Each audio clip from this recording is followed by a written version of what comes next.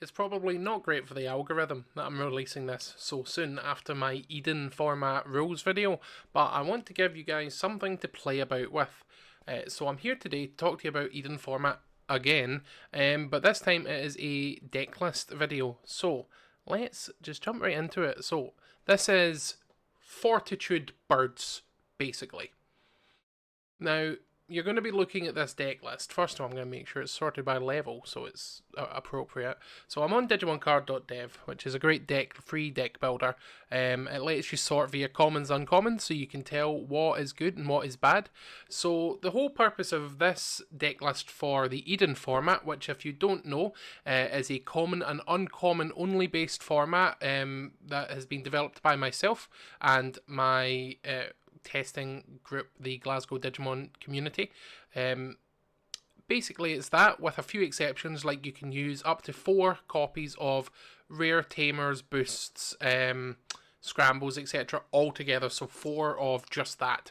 Of everything together, basically. So if I have 4 tamers, I can't have anything else. If I have 4 option boosts, I can't have anything else, that sort of thing.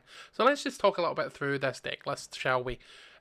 So you're starting off with your Fluffymon deck, Fluffymon eggs from the new starter deck. The good thing about this deck list is that almost everything can be gotten from the new starter deck, which is very cool. So this is the Fortitude Bird. So you're starting off with your Fluffymons.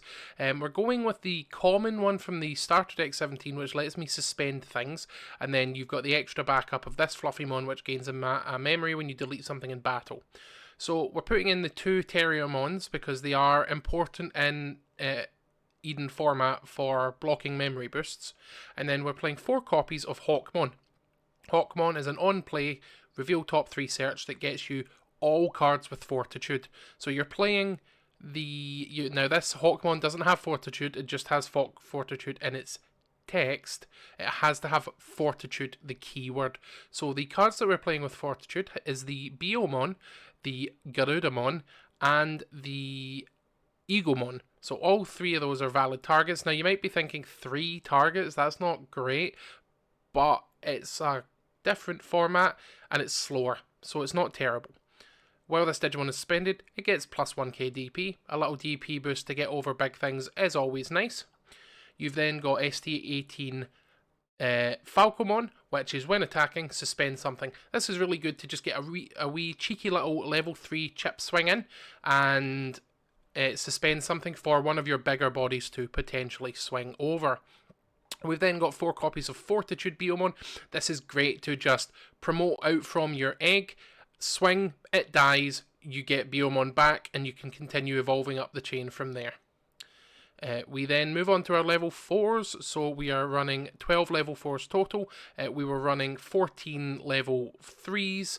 We've got extended ratios just to help with consistency because it is a format with less draw power than standard Digimon.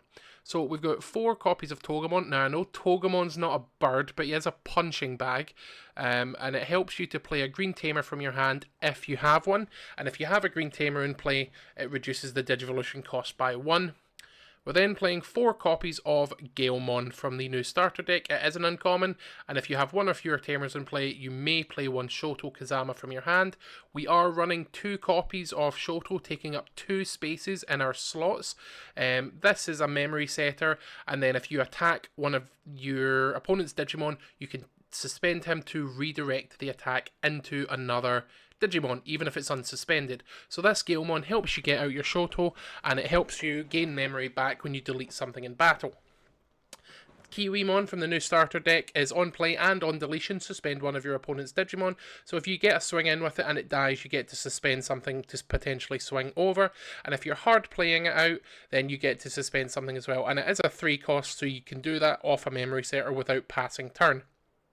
We also have 4 Kokatorimon because it is a blocker for the deck, and in a slower format like this, blockers are important, and we get piercing with it as well, so that's great. So even if you evo over it, you're still getting value in piercing, which we really want this deck to have because we're going to be suspending things and swinging over things.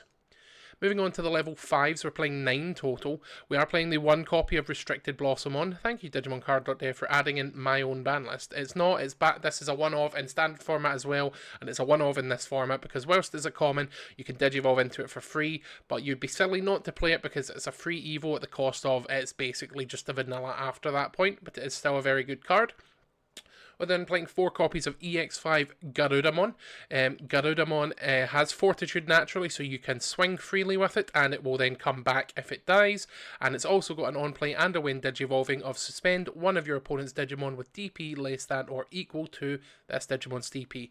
Now, you don't have any DP buffs unless you're already suspended, so it's going to be a 7k suspend, but it is a very good card because you can then, if something is 7k, which a lot of level 5s are, you can then suspend it and then swing over it, because as soon as Garudamon becomes suspended, it will gain plus 1k if you have this Hawkmon underneath it. So that's very, very good. So we're also playing, and it also has the same inheritable as well, just before I go past that. So you're getting more DP once suspended when you go into your level 6s, which we'll talk about in a moment. You've then got 4 copies of ST18 Parrotmon. This also suspends one of your opponent's Digimon, but it's also got the caveat, it doesn't have any restriction on DP, and they cannot unsuspend it until the end of their turn. And just in case you missed the Piercing Inherit from Kokatorimon, you get it with this Parrotmon as well, so that's very good, very nice. We'll come back to Saber Leomon and Bancho Stingmon in just a moment. We're going to talk about the main level 6, which is Egomon from the new starter deck. This Egomon has Fortitude, and on play and when Digivolving, return one of your opponent's suspended Digimon to the hand. So both of your level 5s allow you to suspend a Digimon, and both of your level 5s have a 3 cost Evo, so you can hopefully hit that number with either your Tamer or your Memory Boosts, which we are playing 2 of, and this takes up the other 2 spaces in our exceptions slot. This gets you into the Egomon, passing over at 4 memory, but hopefully clearing the big target that has been suspended thanks to your level 5s off the board. And then once you've done that, it has Fortitude, so you can swing with it repeatedly until it dies, or you win. And if it does die, you get Fortitude, which means it will come back. So that's very good. You want to be going into your Egomon for the most part. We have some supporting level 6s as well, just in case you can't find your Egomons. We have Saber Leomon, which has Piercing naturally. It's from BT14, and it's when Digivolving, by unsuspending this Digimon, suspend one of your opponent's Digimon. So if you have swung with your Garudamon or your Parrotmon and it has survived, you can go into Saber Leo to unsuspend itself by suspending one of your opponent's Digimon. Or rather, it's by unsuspending this Digimon, suspend one of your opponent's Digimon, so it naturally unsuspends even if you don't have a target, because it's by X do Y.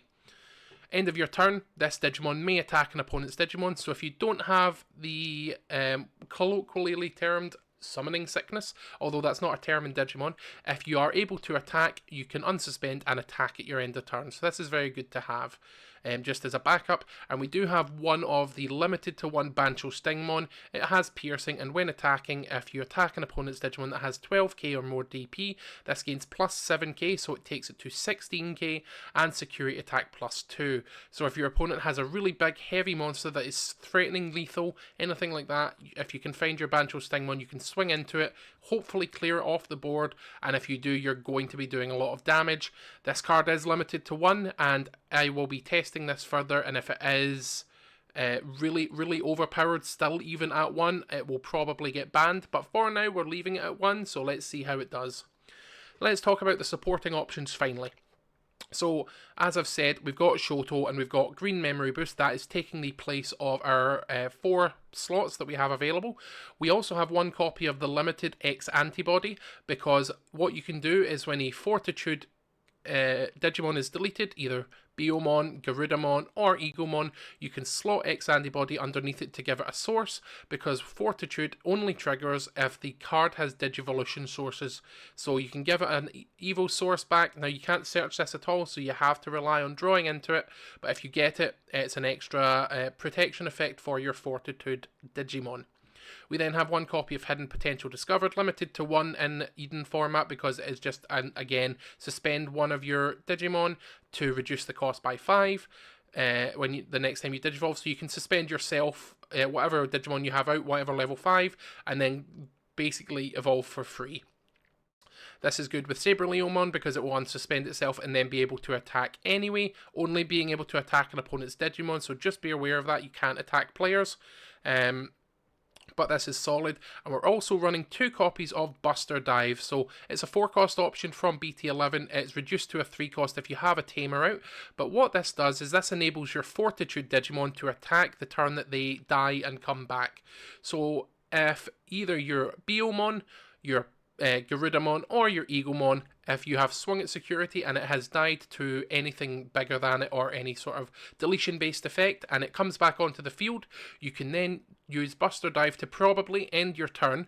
You will get 5k DP, taking Egomon to 17k, Garudamon to 12k, and Biomon to 8k naturally. It will gain Rush for the turn, and then it can immediately attack one of your opponent's Digimon if they're still on the field. That's about it. Your game plan strategy is to early game get a Shoto established for the ability to redirect attacks, set up your memory boosts if you get into them, but otherwise get some early chip damage in with your suspending with your Fortitude Digimon, eventually going into your big level 6s to close out the game. That's it from me. I hope you enjoyed this small deck profile on Eden format, and I will see you again next time. Bye for now. Oh, and just while I'm here, just while I remember, you can find all rules for Eden, including the introductory video, in the description below and in the playlist. Perfect. Actually, bye for now this time.